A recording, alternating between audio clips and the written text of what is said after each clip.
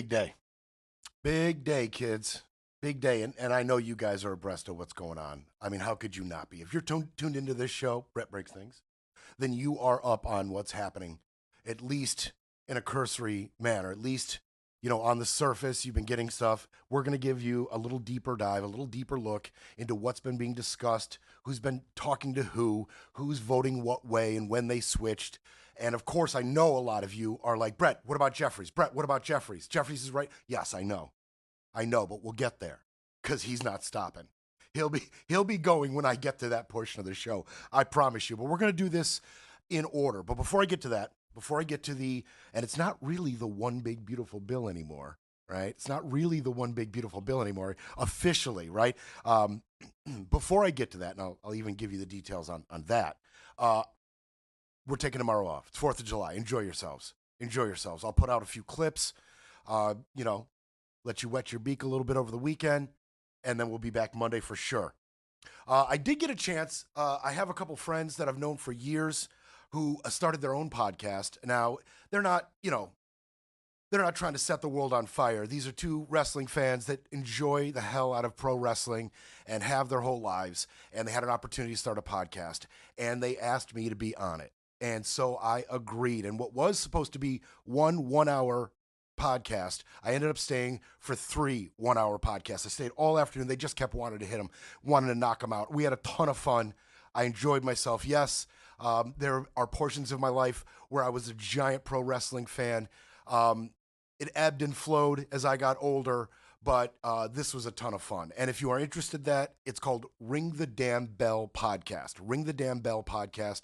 My buddy Jerry and my buddy Jamie, they invited me on. We spent some time. I had a ton of fun. I'd love for you to check it out. Check out their podcast. If you're a fan of wrestling, you're going to love their podcast. And maybe me being on it and hearing more of my voice will inspire you to listen to more of their podcasts and get on board.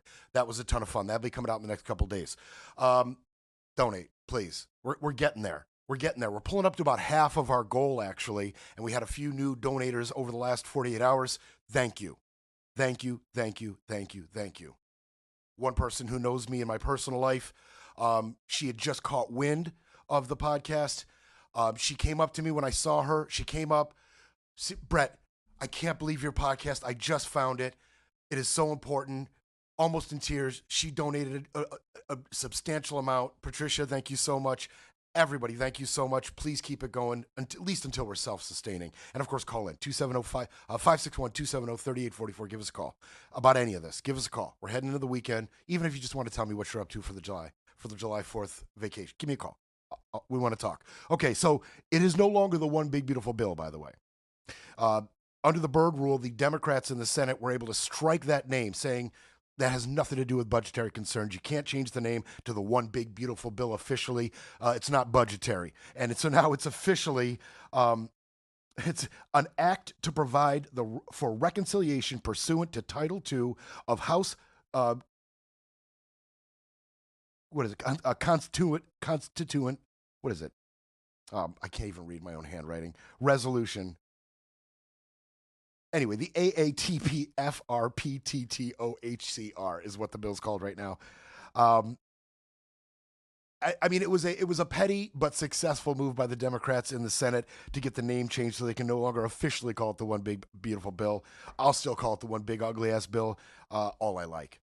All right. So after the show yesterday, as you know, the bill went back to the House. All right. We had all these things breaking.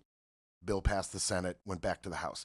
After they had all taken a look at it, and ingested the changes to the Senate version, the first thing they did is they voted on an amendment.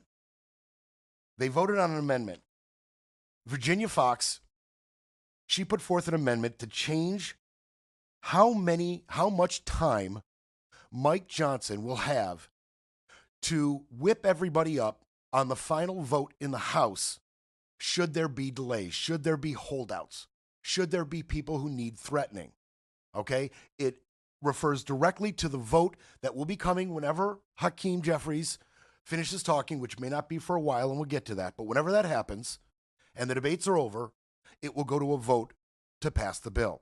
And if there should be any problems, any hangups at all, this amendment by Virginia Fox, which they spent 7 hours and 31 minutes on, dragged all through last night, it will allow Mike Johnson to have a little more than 2 days to whip people up on this vote. So he's got more time to do what he has to do. You know, they may not need it. They may not need it. We'll see. We'll see. And at this point, it looks like probably not. But if they should, if somebody should play some dirty pool on the Republican side or flip back for whatever reason to try to hold out and gain something, possibly, he has time to whip them up. More time than he normally would have had. So that took 7 hours and 31 minutes to vote on that amendment specifically. It passed around 9:32, okay? And it was announced at that time that they would be beginning debates. And here's the vote for debates. The vote. They would be beginning the vote to get to debates. Let me be clear. So after that 7 hours and 31 minutes on the amendment, then they begin the vote to begin debates. All right, let's be real clear. The vote to get to debates began at 9:32. And this is what pro tempore Steve Womack, he stands he is the temporary speaker when Johnson can't be up at the podium to speak for whatever reason. Maybe he's off talking to people, maybe he's not on the Hill at the time, whatever it may be. Womack is the one who goes and makes the announcements like this, like to begin the vote, to begin debate. Here he was. Members will record their votes by electronic device. The chair will remind everyone in the House, this is a 5-minute vote. Oh, Womack, you definitely have a career in comedy. You should fit that into your tight 5 somewhere, because that was hilarious. 5 minutes. 5 minutes went much longer than 5 minutes, and we'll get to how long it actually took. The whole House laughed at him over that. That was a big laugh over that. Some people, after that little announcement there and that little chuckle by the House, some people got a chance to speak. But one interesting thing happened. Let's see here. One interesting thing did happen a little bit after that announcement to begin the vote, to begin debate. Massey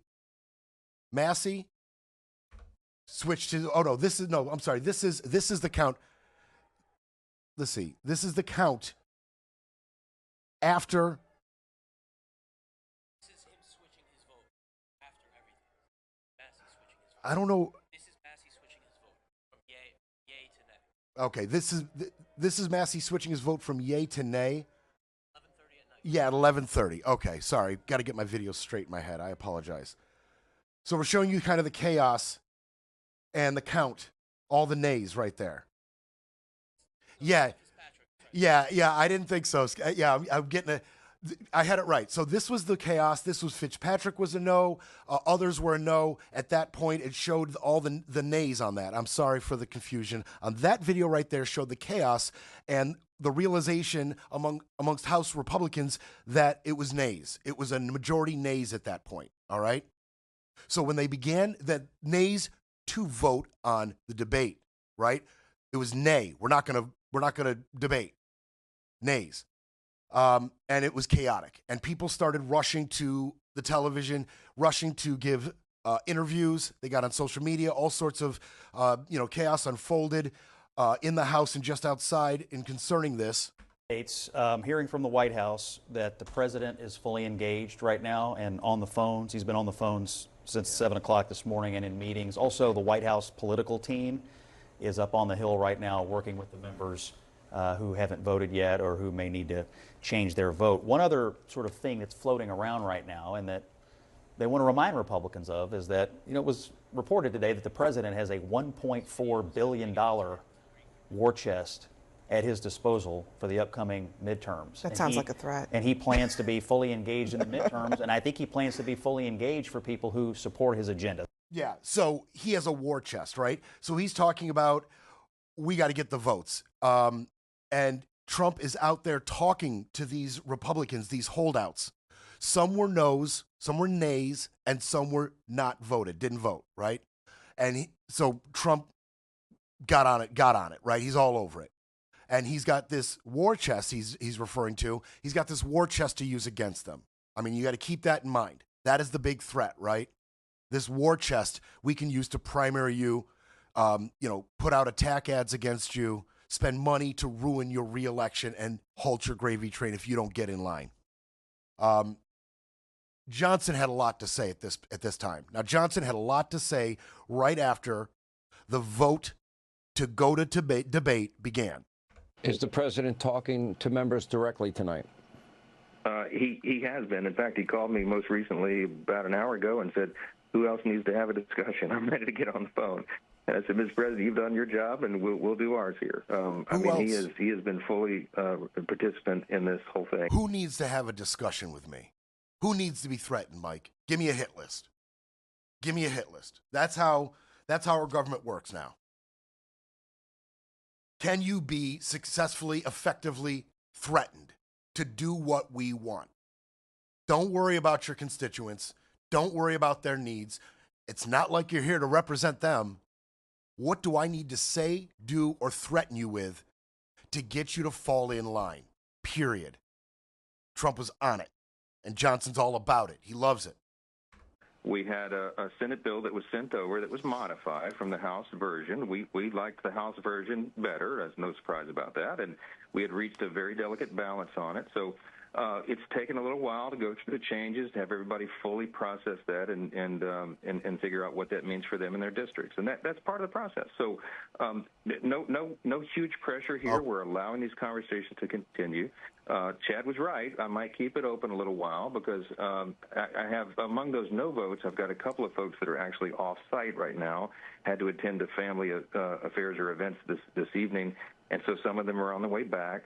And then a couple of others we're having still some conversations. So I want to say this. President Trump is the consummate deal maker. He's the greatest one of all time. So, yeah, and let me say this. I love my dear leader. I love my dear leader, the art of the deal, Mr. Dealmaker, who is completely incapable of making deals. I trust my deal maker. Okay. So, a little bit more from Johnson. Mr. Speaker, how long do you plan on keeping the vote open? Chad, I think he talked about the record being over 7 hours. I'll go back to him in a minute. Are you just going to keep it open as long as it takes? Well, I'll keep it open as long as it takes to make sure we've got everybody here and accounted for and all the questions answered. I made that commitment to my members. You know, we're in an era of Congress where we have small margins, small majorities, and that makes it by necessity a bottom-up institution. Okay, so at that point, you can see right there they were 216 nay with 9 no voting. So at that point when Mike Johnson's talking, it didn't look good. But he was confident in his deal maker, dear leader. He was confident. And one more from Johnson. Let's talk about the 4 nay votes that are on the board right now. I assume you've spoken to all 4 of them. What indication are you getting from them that they might be willing to switch? Well, I have spoken to all of them, and at 3 of the 4. I'm trying to find the 4th one, but a couple of those are still waiting for some of those questions to be answered, and they're just sort of putting placeholders on the board, and I think they're open for conversation. At that point, he said one of them can't be found. Reporting out of Melanie Zanona, an NBC News reporter, she had tweeted out at that point, Fitzpatrick went up, delivered a no vote, and then left the building. And she said, smart move. So he went up, no voted, and was gone. Didn't want to be cajoled, didn't want to be threatened, didn't want to be found. He no voted and disappeared. Gone. Peaced out. Deuces. That's how you do it. That's how you do it.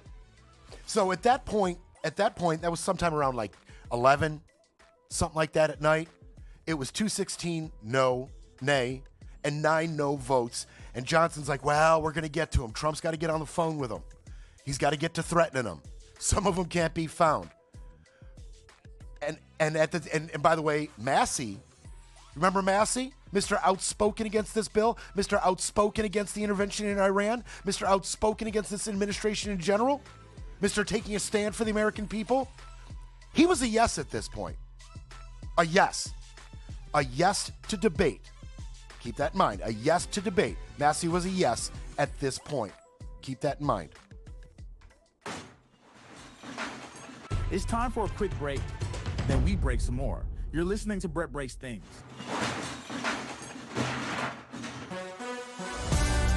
You're back with Brett Breaks Things, because democracy doesn't defend itself.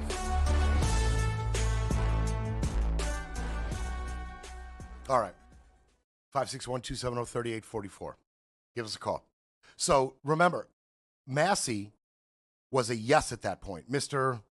Anti-administration leading up to these votes in the House and the Senate on the Iran thing, on points of this bill. He was getting singled out by Donald Trump. He was getting the attack ads had already begun. They were already finished, produced, right? It was all in on attacking Massey from the Trump administration at that point. And so for whatever reason, he comes into this vote to debate as a yes. Okay, he comes in as a yes. Now I'm going to play you this video, and I'm going to kind of guide you through it as it goes through. It's got no audio, but I thought this was super interesting. I'm going to play you this, and I want you to watch on the right side of the screen. Okay, I'm going to point it out to you. Okay, you see the right side of the screen there? You've got three gentlemen in dark suits. On the right side there, talking with a gentleman in a light-colored suit. The gentleman in the light-colored suit is Tom Emmer, Majority Whip in the House. And he is talking to Massey, who is the rightmost gentleman in the dark suit. All right? And Massey and Emmer are talking. Watch how this goes down. They're talking. Vigorous debate. And Massey's heard enough. Watch Emmer. Well, I tried. And Massey walks over, grabs a red card, signifying a no vote, hands it in, and walks away, changing his vote from yes to debate to move to debate to no, and walks away. So they lost Massey right there. Whatever Emmer said, it had the negative effect. And that was at 11:45. That was at 11:45. He flipped from yes to no. So more people took an opportunity to get in front of a camera. Massey, on the heels of Massey switching over, maybe his spine kicked in. He grew a spine all of a sudden and went and whatever Emmer said, it didn't land. And so people got back on TV, Fox News obviously all over this. Here are the 5 who have voted no. Keith Self of Texas, Andrew Clyde of Georgia, Brian Fitzpatrick of Pennsylvania, Victoria Spartz of Indiana, and Thomas Massey. Now, as I say, there are 8 Republicans so far who have not voted, and they need to get all 8 of those on board in the yes column and then flip 2. So here are the ones who have not voted so far. Chip Roy, Republican of Texas, Scott Perry, Republican of Pennsylvania, Bob Onder. We have Andy Harris, the chair of the Freedom Caucus, Republican from Maryland, Todd Burkeen of Oklahoma, Tim Burchett, Republican of Tennessee, Eric Burleson, Republican of Missouri, Michael Cloud, Republican of Texas. Okay, so about 10 minutes after the Massey flip, Fox went on to update. At some point, they had gotten one of the no votes in line, and so they are reporting right there at 11:55. The no's were Spartz, Self, Massey, Clyde, and Fitzpatrick. They had to add Massey to that list. And the no votes at that point were Breach and Harris, Perry, Cloud, Burleson, Roy, Burchett, and Onder. So those were the no votes. Like I said, those were the no votes. Those 8. So they had a little work to do. They had some work to do. They had a little ways to go, and it continued into the night, deep into the night. The vote to move to debate. Just want to make sure we're clear about the timeline. This 7 hours spent on the vote to Virginia Fox's amendment, and then the vote to debate began. okay? And that vote is what took us all into the night, all the way into the night, to vote just to debate. And so, more from Fox News. This is a particularly unsavory Monica Page. She's a correspondent reporter for Frontlines at Turning Point USA, a staunch right-wing mouthpiece. Yeah, well, I just think it's interesting that all of a sudden people voted for Thomas Massie. Like, I don't remember voting for Thomas Massie with this. I remember voting for Donald Trump to get this bill passed. And I feel like a lot of Americans who voted for Donald Trump feel the same way, especially not only with Thomas Massie, but a lot of the other Republicans who are kind of leaning towards no. They didn't vote for these Congress people. They voted for President Trump. They voted for this mandate.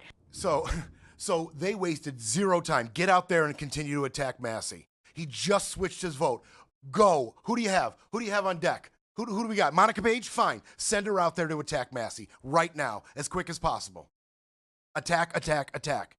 And by the way, no, you didn't vote for Massie, but the people in his district did. This is not a monarchy. Just because Trump is at the top of the heap right now doesn't mean it invalidates the contribution, the votes, of all the Republicans in the House, all of their contribution. What they are there to do is not invalidated because Trump is your king, your cult leader, your God. Sorry, this is a democracy. No, you didn't vote for Massie, but thousands upon thousands of people did. So you must now deal with that, Thomas Massie. That's how democracy works, Monica Page. Put her back where you found her. Not interested. Not interested. Other people I'm not interested in. Jason Smith out of Missouri. I don't like this dude one bit.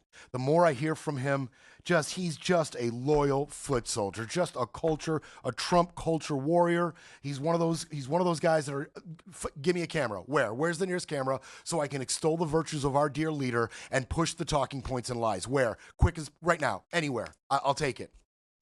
Trace, failure is not an option. This bill will go through. It will be sent to the president's desk so that he can sign it into law on July 4th. The members that are holding out right now from not voting, they will vote for this, and we will have the votes to pass it and send it to the president's desk. The last thing those members want to do is to align themselves with the Democrats and allow the largest tax increase in the history of America to show up on every one of their constituents. First thing, I hate that I have to admit he was right. He says, we've got these holdouts, they will fall in line, and this will make it to the president's desk. The only thing I think he's wrong about, thanks to Hakeem Jeffries, is the 4th of July deadline. That's the only part he's honestly wrong about right there. At the end, he said these Republicans, the last thing they want to do is align themselves with the Dems. See, this is the problem. I pointed this out about a week ago when Mike Johnson was up there talking about this team and that team's jersey and you can't vote for the other team. This tribal bullcrap. This is the problem right here, Jason Smith. They are not aligning with the Dems. They are aligning with the needs of the people in their districts. It is not an us versus them prospect. It is are these people going to represent the people that put them there? They're not aligning with the Dems. They are aligning with the needs and the wants and the fears of the people who voted for them. Disgusting. That one really pissed me off. It continues. We all committed to support President Trump. He is counting on us to deliver on his signature legislative achievement, and we just have to get the job done. And I'll stay here all night. I'll stay here for the next week all night. I'll sleep in that cloakroom if that's what we have to do to get the job done. I'll do whatever I have to do for President Trump. I'll whip myself on the back. I'll sacrifice my firstborn child. Whatever it takes. Whatever you need, dear leader. Whatever it takes. Well done, Randy Fine. You got your 5 minutes up there to extol the virtues of your dear leader. We got you. You're in lockstep. We get it. Well done. Well done. So,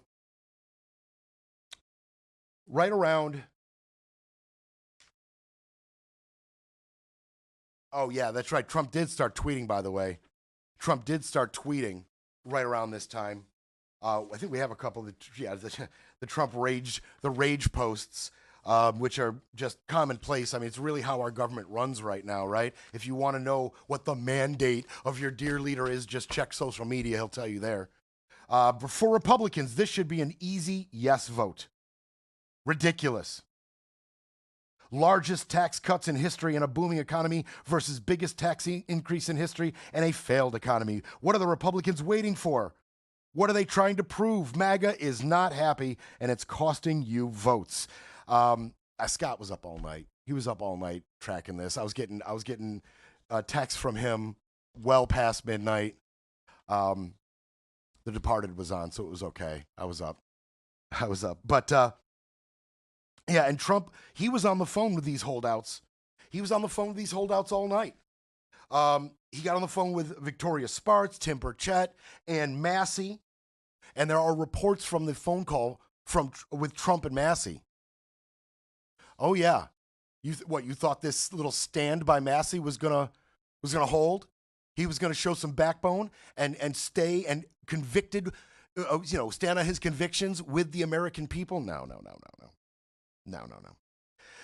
He suggested, Massey did, that he would drop his opposition for this bill if Trump leaves him alone, if he stops picking on him. I'm not kidding.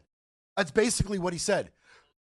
The Hill is reporting that Massey said, if Trump stops his attacks on me, I will drop my opposition to this bill. Please leave me alone. I mean, doesn't it suck when the bully wins? Like early in the movie, when our hero is embarrassed or whatever on the playground or in the lunchroom, and the bully gets over and walks away smirking with his little buddy, and the love interest is sitting at the next table over, laughing at the milk spilled all over our hero, and the bully wins and walks away. That part of the movie sucks. I would be looking for the next part of the movie where our hero gets over, right? Beats him in the ski contest, or does a triple Lindy and puts up a higher score than him in the diving contest, whatever it may be. I don't think that part of the movie is coming, however, because I actually agree with Jason Smith that they're all going to fall in line. Massey fell in line.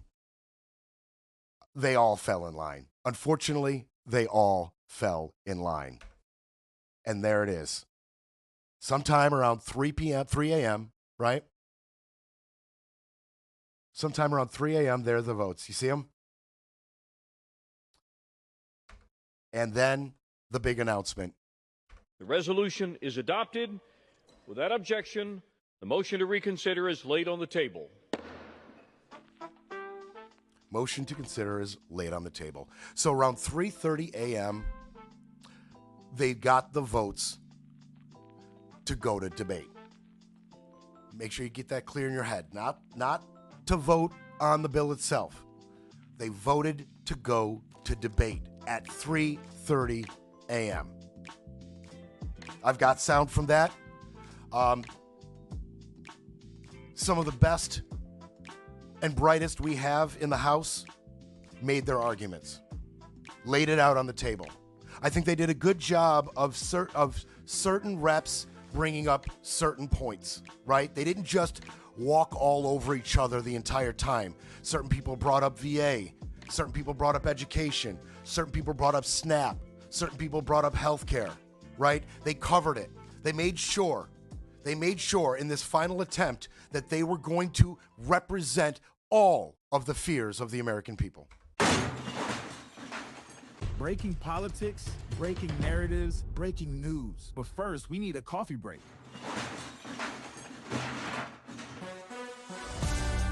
Brett breaks things, fighting for America one mic drop at a time.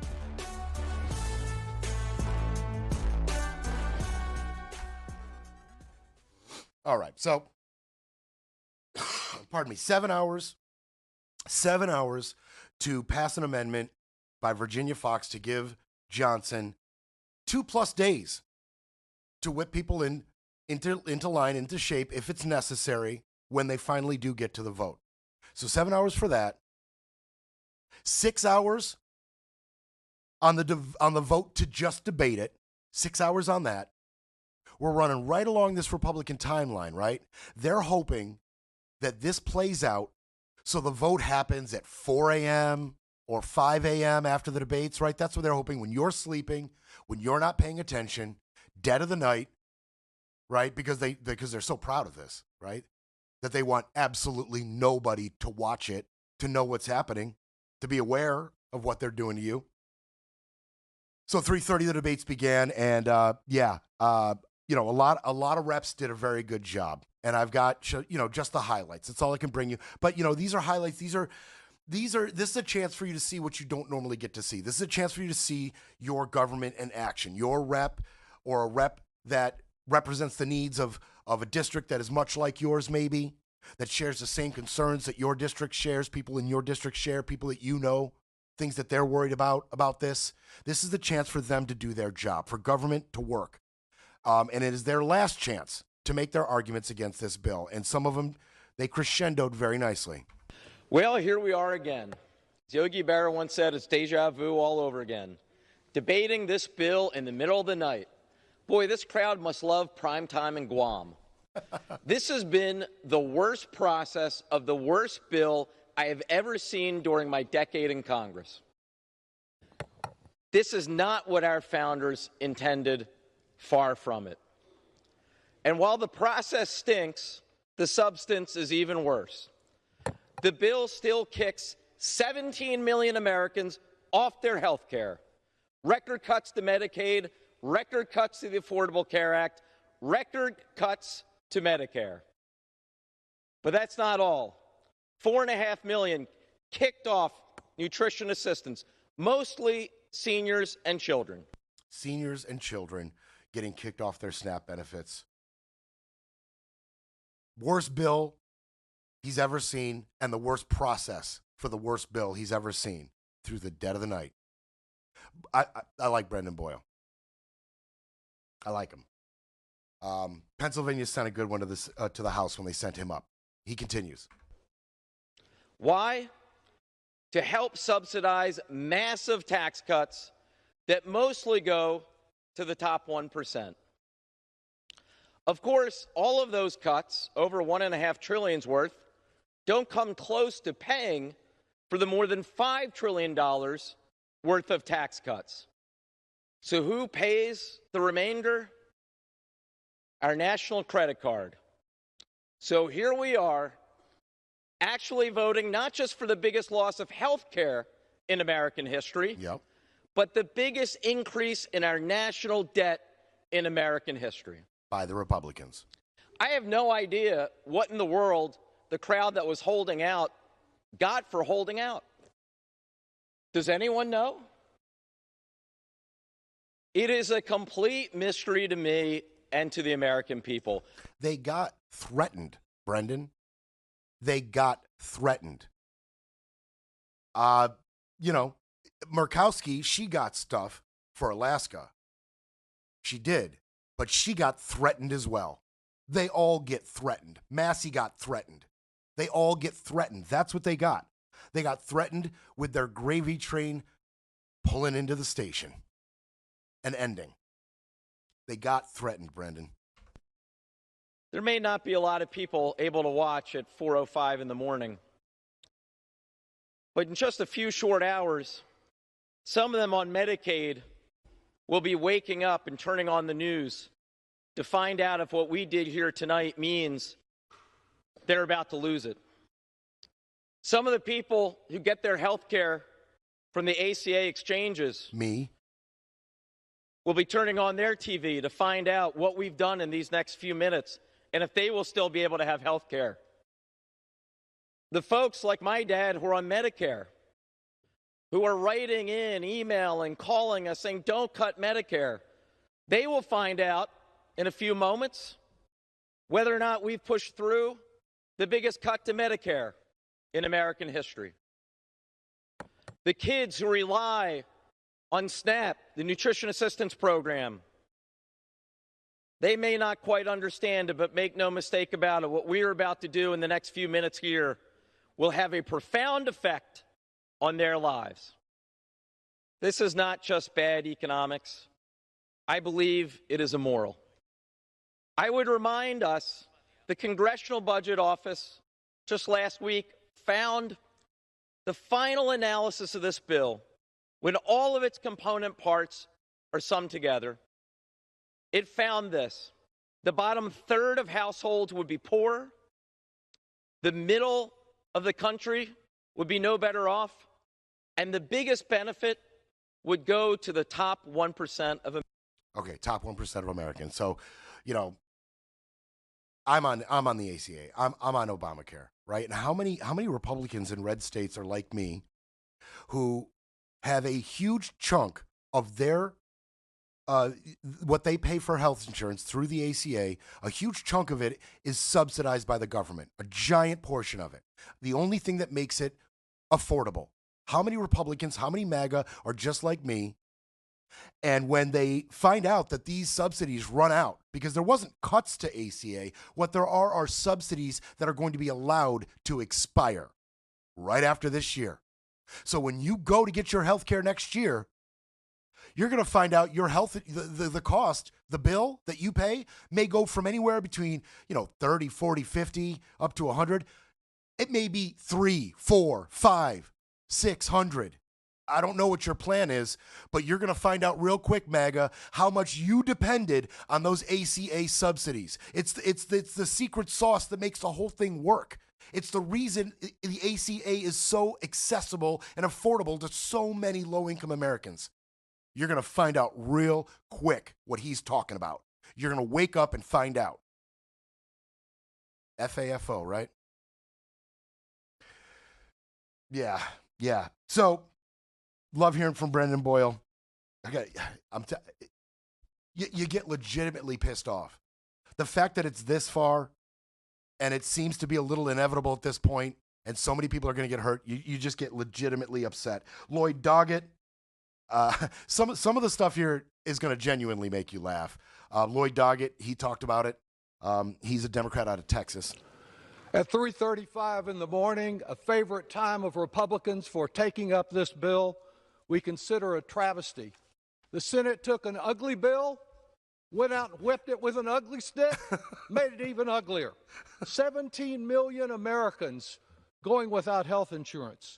A 17% increase in electric rates, the largest nutritional assistance cut in American history, leaving Americans hungry. Okay, he says more. He gets in more into the numbers. I just wanted you to hear the ugly stick comment. Some of them are working on their type 5 for sure. I'm going to try to get through some of this. I do want you to see these people and hear these people. Some of them are going to bring up things that you're worried about, at least eventually. Annie Craig brings up something I thought was interesting. Let's hear her.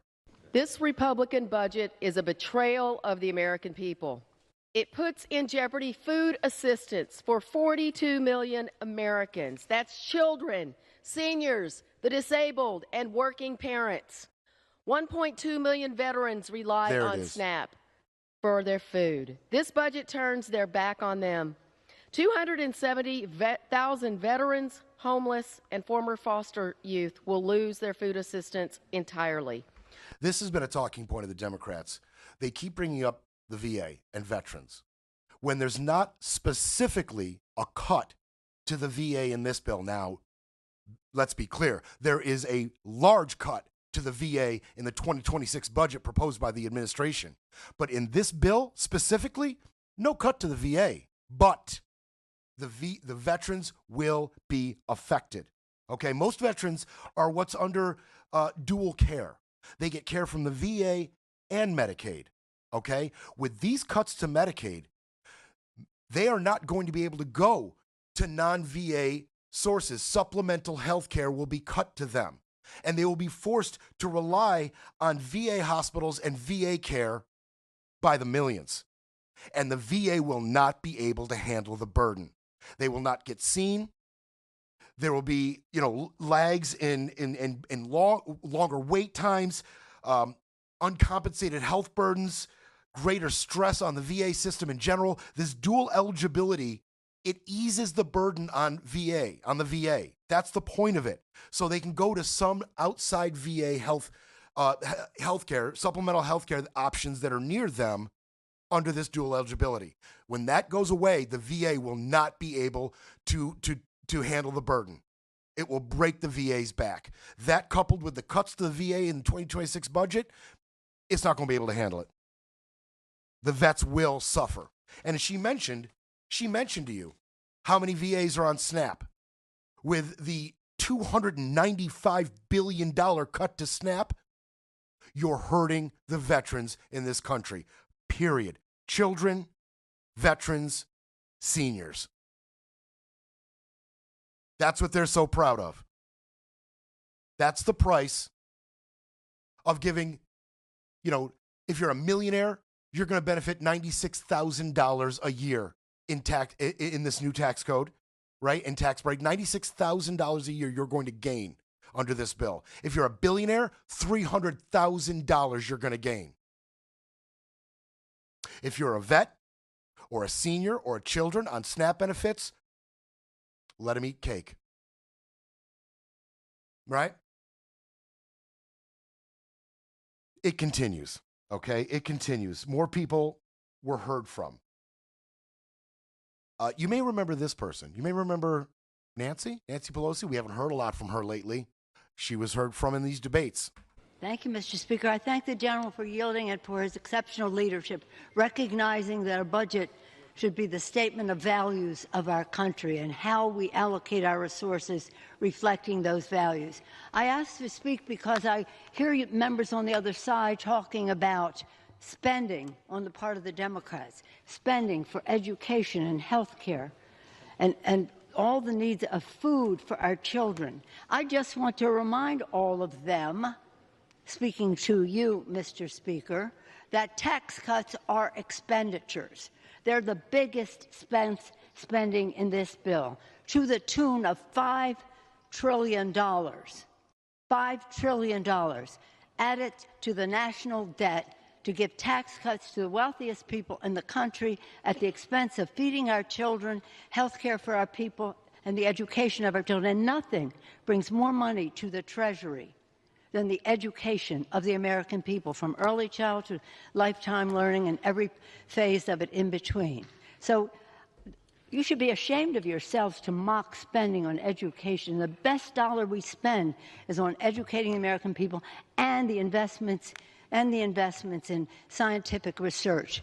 So why is she talking about education and science? That was what she was tasked with bringing up, right? Everybody's bringing up something different. The VA, SNAP, healthcare. Everybody's bringing up something different. They've only got so much time. These guys, Pelosi,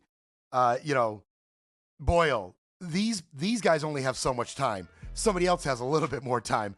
But why is she talking about education and science? Because in the House version of this bill, $350 billion in cuts to education, softened a little bit in the Senate.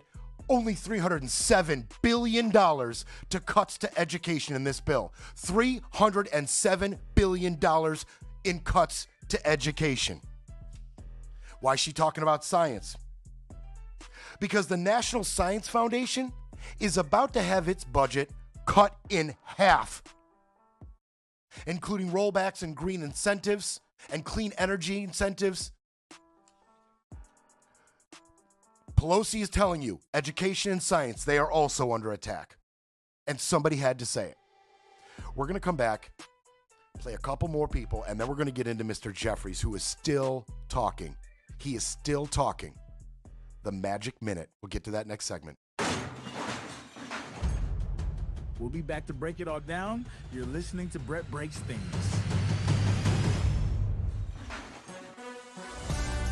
You're listening to Brett Breaks Things.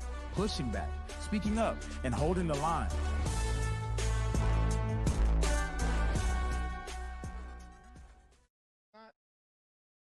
Building an economy that works for hardworking American taxpayers, for everyday Americans, for working class Americans, for everyone who aspires to be part of the middle class. It's our sincere hope this is that live. We can get to a place one day, perhaps in a bipartisan way, not connected to this extreme and reckless, dangerous partisan bill. So this is live, and you can see he's at 7 hours and 54 minutes of speaking to the House floor. Now, you may ask yourself, you may ask yourself, 7 hours and 54 minutes, debates don't have that much time. Well, actually, there is something called the Magic Minute. That's what I teased. You may know about it, may not. The Magic Minute.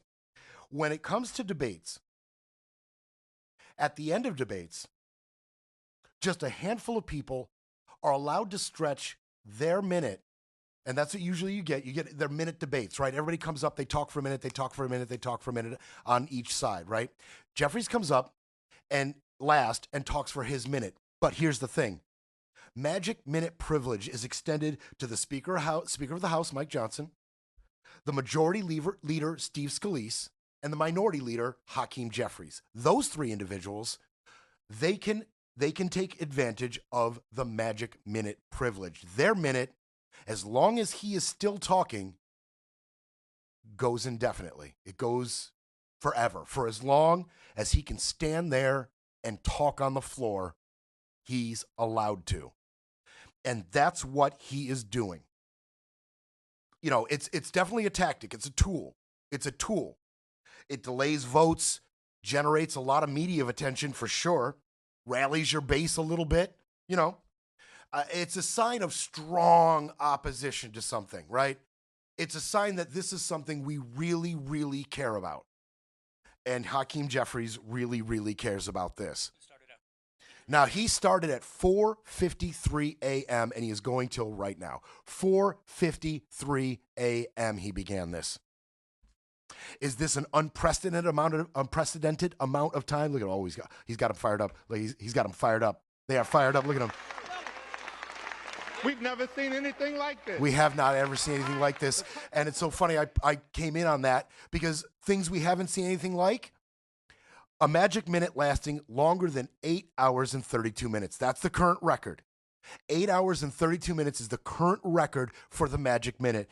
And that was done by Kevin McCarthy, of all people, back in November of 2021. He was in opposition of the Build Back Better bill, and he took 8 hours and 32 minutes. He had defeated Nancy Pelosi's 8 hours and 7 minutes, the previous record. Jeffries is going for the record. And it's not just for the record's sake. Because what if he's able to go for another 10 hours? Let's just say, right? Let's just say he's able to go for, what does that do to Trump's July 4th deadline? What does that do to Trump's self-imposed deadline so he can get his giant media moment, his giant spectacle of a signing on Independence Day? What does that do to his big plan? Remember, if Trump says it, it's reality. Trump's perception is reality in his own mind. His reality is about to be shattered by Hakeem Jeffries and the stamina he is able to muster. Because let's be honest, you need stamina to do what he's doing. And it is my absolute pleasure to bring you some of his talking points, because he deserves to have this highlighted. You need to know what he's doing for you. We just saw Cory Booker break records on the Senate floor. And now Hakeem Jeffries, he's following that up by a record Magic Minute if he can muster the stamina. Let's see what he's talking about.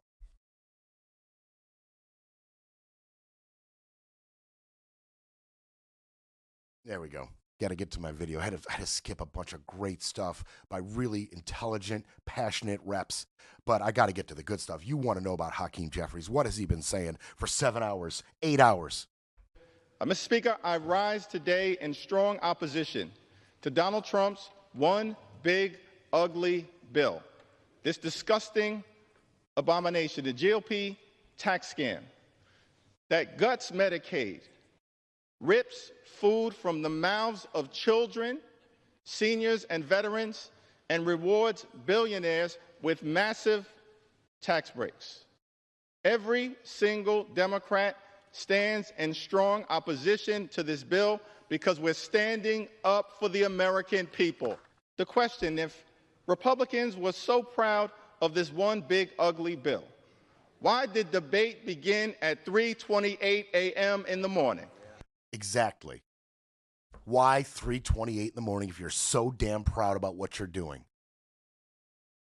Why wouldn't you make it primetime watching, not in Guam, like Brendan Boyle mentioned? Why wouldn't you make it primetime? Why wouldn't you make sure that every single American available that can be watching is watching? Why wouldn't you do that? Jeffries continues. America is too expensive. There are far too many people in this country struggling to live paycheck to paycheck. That should not be the case in the United States of America. But instead of addressing the high cost of living in this one big ugly bill, Mr. Speaker, Republicans are actually going to increase costs, particularly as it relates to the energy bills that everyday Americans pay. Estimated that energy bills will increase by hundreds of dollars a year. That has nothing to do with lowering the high cost of living, making this country a more affordable place. It does the exact opposite. It does the exact opposite. He's talking about energy bills there. I mean, look, you talk for 8 hours, you're going to have a chance to kind of hit all the talking points, right? Because, I mean, honestly, he's just echoing the concerns of his fellow reps in the House and some of the, senators, the Democratic senators. He's just echoing their concerns at this point. He knows he's going to have to fill time, so he's going to be able to hit all the talking points. He's going to be able to hit all of them. He's going to be able to talk about Susie, single mother of two, working 2 jobs to make ends meet. He's going to be talking about Jeb, barely made enough money to keep his family fed. He's going to talk about a young man in West Philadelphia, born and raised, forced to spend his time on the playground. He's going to have time to get to all of it, right? Yeah, he's got binders there in front of him, and he's got material. And I saw, and Scotty noticed, he was getting handed material from the side. Like, people are just handing him material, like feed the beast, keep it going. Keep it going. Yeah, and I'm sure interns are going nuts. But honestly, this is another level of dedication to the American people. It's one thing to go on Fox or go on CNN or do a stop and chat in front of the Hill and tell the American people via some interview how strongly you feel about this or that, how much you're standing up to them, standing up for them and representing them. It's one thing to be able to say these things, but when you're literally putting yourself out there for hour after hour after hour, that is a physical toll. That is a very real sacrifice being made by Hakeem Jeffries. You think that's easy? I want you to go stand in your kid's bedroom door and talk to them for 8 hours about what they're doing wrong, because that's what he's doing. He's standing in front of the Republicans and he's yelling at them, berating them for 8 hours about how wrong they are, how bad they're being. I want you to go try that. This is a real sacrifice. This is a physical toll. It should be lauded. It should be highlighted. It's my pleasure to be doing that. How can you prepare to celebrate legislation that will undermine the quality of life of everyday Americans? It's not just a hypothetical. It's not just hyperbole. It's not just hype. It will happen. Everyday Americans will be hurt by the one big ugly bill. Many of my colleagues, Mr. Speaker, on the other side of the aisle have chosen not to hold town hall meetings, not to hear from the voices of the people that you're privileged to represent. But we've embraced the American people. We haven't run from the American people. House Democrats will continue to run toward the American people and lift their voices up. That is powerful rhetoric out of Hakeem Jeffries. You can talk a good game. Let's see you talk a good game for 8 hours. Let's see how long he can talk. If he can keep this up, he is going to personally get one final parting shot on the Trump administration concerning this bill. I'm going to screw up your deadline. I'm going to stand up here for 10, 12 hours, 14 hours, however long he's got it in him, however long his stamina holds out.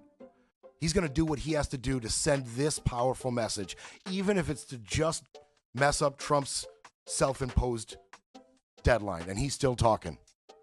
He's still talking. I'll show you real quick. I have time, I think, to really deeply go into it, but you've got...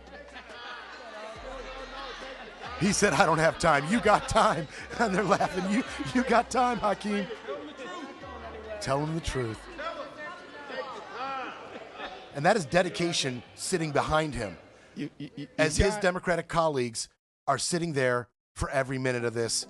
They are consolidated. They are together. They are unified.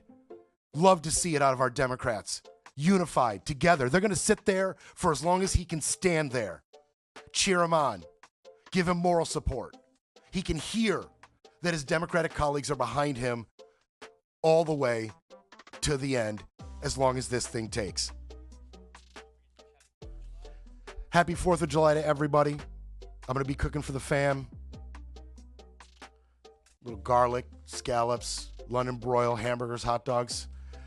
Yeah, I have conies. I have brats. I got some conies, some brats. You know, those white hot dogs you may or may not know. They're delicious. A little bit of spice to them. Little kick to them. If you've never had a coney, try one. If you're in the Northeast area, in upstate New York, Hyde's hot dogs. You're welcome. They'll try to repair the narrative, but Brett breaks. Things will be back Monday to break it all down.